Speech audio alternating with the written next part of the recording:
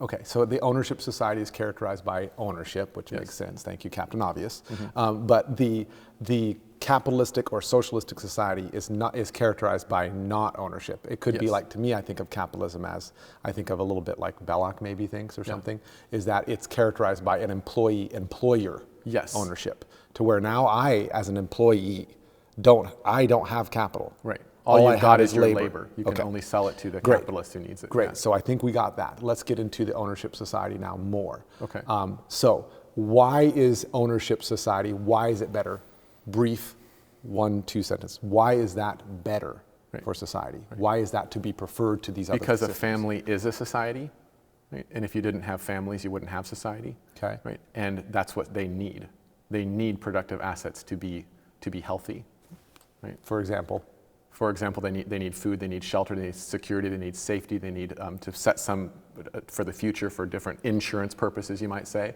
They need that in their own possession, right, in the relative sense. They need ownership of it in that sense, and to be able to use it freely, right, and rightly, of course. And if they didn't have that stuff, then they would suffer. They would be in misery, right? You'd have anxiety, you'd have Problems. Yes. So I think of it as, I think maybe mine's a little different. My answer to my own question, I guess, would be that if you answer your own question. Yeah, too? I'm answering my own question right now. I thought Is I that- answered all your questions. Yeah, no, you don't have all my answers, bro. Okay.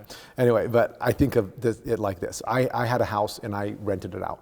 Yeah. And when it was rented out, the renters trashed it. But when I got it, I made it better. Yeah. Because I owned it. Right. I wanted it to be better. I improved it. So to me, in general, owners improve property. They improve land. They improve the stuff they own. They take care of it better because there's something inherent in having it and the value of it and keeping it good or making it better that I get the results of. I get the benefits of. So it makes me a better person. Yeah. And if I'm a better person and there's more people that are owners, that means there's more better people. That means society will be better. But I would say, I would add to that, I like that. Okay. Right, but I wouldn't think of it in terms of when you own property and you use it and you take care of it, like you get benefits. Right, I Okay. think there's something more profound going on. Right, and again, that gets us into theology, but I remember Chesterton, one of the quotes I like is he said that God can create something out of nothing. A man can create something out of anything. So we're like little sub-creators. Right? And we like to impress on the world our personality. That's the Catholic social teaching definition of real, true, dignified work. We impress the world with our personality. Children love the little things they make with Legos or crafts or whatever. And you love them all the more because it represents them. Right? I do. They're in it. I do love right? that. And so we are like imitating God in a certain way when we have true use, right? And a kind of sub-creation. So now you kind of added a theological component Yes. to that. All right. So there's an artistic, beautiful, there's a beauty, there's an aesthetic value to it, not just this benefits me because it's good and I need food to eat, right? So I want to know I know you've read different books and you have different examples, and I know you've told one before, and it's about Mondragon, and I've used that example as well, but I really want you to tell the viewers about this because it's something that is like a concrete example of an alternative way of doing society. Yeah. Not capitalist, not socialistic. It's a third way. Yeah. Can you talk about that? I love this third way. So it started in the mid 20th century, right, where a priest wanted to incorporate Catholic social teaching in this region of Spain, in the Basque region that had been ruined by civil war, and there were some old, basically bombed out factories, so to speak, and he wanted to start this business, right, but he wanted it to be Catholic social teaching, so he wanted it to be employee owned. Right, so every worker would also be an owner. And since around the 1950s when it started to now, it now has 100,000 employees, 80,000 of them are owners, right? And it's a system of lots of different factories that produce lots of stuff, from rifle parts to washing machines, to all sorts of stuff, retail, service, everything, like up and down. And they have their own school system, their own school, university, college, right? They have their own insurance system, they have their own banking system, all this without government interference, all this without government help, all of it independent of their own community, and they have this true human society, right, that's within, right, Spain. And it's economically successful. That's what I love about it. Yeah. It's very economically great successful example. and very efficient. Yeah. And think of it this way, in this situation where the workers are the owners, it can't be capitalist. You can't separate capital and labor, because one and the same man is both a capitalist and a laborer, right? And so it keeps those together. And so capital and labor get what they deserve, relatively speaking, so there's distributive justice. because they each get what they deserve as capital, as labor. Okay. So you're talking about that they're made owners, but when I worked at Starbucks, yes, I kind of had a share. Okay. I was kind of had a share just by naturally working there. So they're all equally owners. Okay. Right.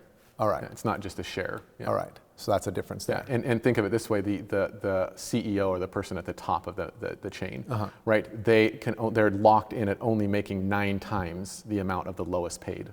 Right, so again, it proportions things correctly. So you have a distributive justice in action. So the employer owner has an equal ownership, but they also had a decision. Yes. They got to make a decision on that because they changed that, right? Didn't they at one point? They can change it, yeah. They could change it. It's a democratic workplace. Because it's a they working elect their society. managers. Yes, they all get one vote. They control their owners. They control what the company does. Yeah, yeah. And then they obviously get the effects of that, the goods of that, what they create that is good, they get it. And I said at the beginning, there's like 100,000 employees. I don't know the exact numbers now. And there's 80,000 that are owners because you can opt out if you want to. So 20,000 people or so didn't want to be an owner. An interesting thought in and of itself. Yeah.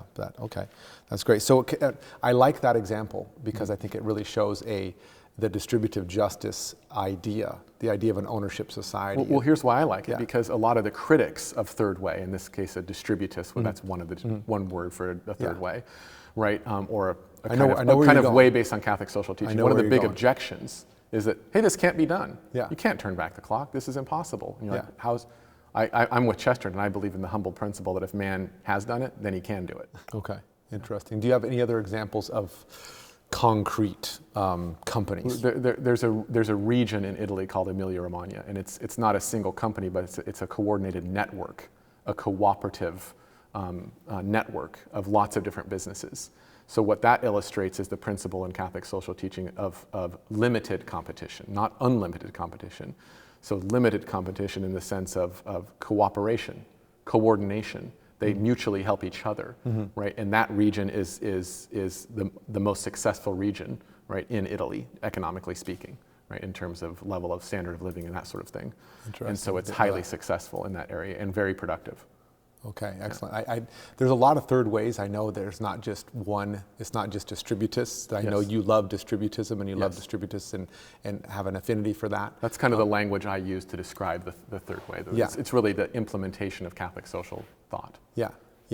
But I think also for me, what I like about it is it gives me things to work on in my own life. Right. And some of the stuff I'm doing to my family is related exactly to trying to live out an ownership society as best as I can in my little family. I'm like, society. you know what? If you've got 3 pigs and 10 chickens and 10 turkeys, 10 turkeys, 50 chickens, right? How many kids do you have? 100? No. How many kids? 5 kids. You've got all those animals, right? Including the children. More power to you. But tell me how that is an implementation in your own life, in your own backyard, literally. Your garden, your flower garden, all the beautiful orchard you have is an implementation of this third way, the third way values. I'd like you to tell the viewers that. Yeah, I think for me, it's literally, trying to make my land, I have an acre. Yeah. I literally am trying to make it as absolutely productive as it possibly can for my family, as much as it possibly can in the time I have. Right. But I find joy in that.